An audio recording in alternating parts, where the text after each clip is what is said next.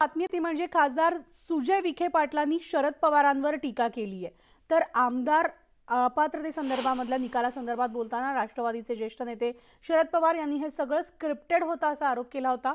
यावर बोलताना खासदार सुजय विखे पाटलांनी टीका केली आहे आणि याची स्क्रिप्ट शरद पवार साहेबांना भेटलेली नव्हती असं वाटतंय।